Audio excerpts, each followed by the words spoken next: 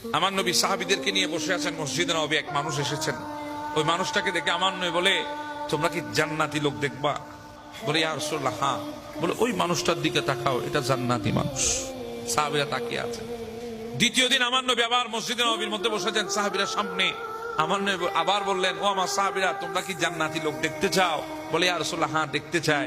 আমার নবী ইশারা করলেন, ওই দেখো ওই জান্নাতি লোক।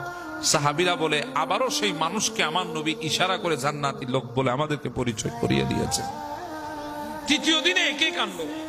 তৃতীয় দিনও বলেছে, তোমরা জান্নাতি লোক দেখতে চাও? ইয়া রাসূলুল্লাহ দেখতে চাই। ওই দেখো। সাহাবীরা বলে, আবার ওই মানুষটা।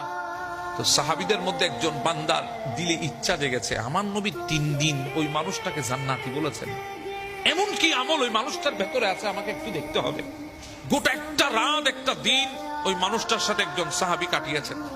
কাটানোর পরে আহামরি কোনো কিছু দেখে নাই, এত বেশি নফল ইবাদতও করে নাই, রাত জেগে কোনো ইবাদত বন্দেগীও করে নাই, এত বেশি কোরআন তেলাওয়াত নাই, কিছু নাই।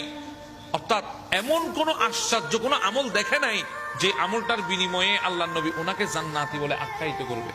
তখন উনি প্রশ্ন করে বসলেন, ভাইজান, আপনাকে আল্লাহ নবী জান্নাতি বলেছেন, আপনার কাছে এমন কোন আমল আমি দেখি নাই যেটা আমাদের চাইতে এক্সট্রা, আমাদের চাইতে বেশি। স্বাভাবিক আমরা যেগুলা করে আপনি তা করেন, কিন্তু আল্লাহ নবী আপনাকে জান্নাতি কেন বলেছেন? তখন ওই বান্দা ডাক দিয়ে বলে, ভাই, আমি যখন দুনিয়ার জমিনে অন্ধকার নেমে আসে, আমি যখন আল্লাহর ইবাদত ছেড়ে যখন ঘুমের বিছানায় যায়, তখন আমি আল্লাহর ওই সমস্ত বান্দাদেরকে ক্ষমা করে দিই যারা আমাকে কষ্ট দিয়েছে। এই একটা আমল আছে আমার, আর কোনো কিছুই নাই।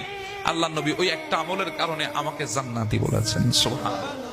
যাদের হৃদয় পরিষ্কার, যাদের হৃদয় অন্ধকার, তারা কখনো ক্ষমা করতে পারে না।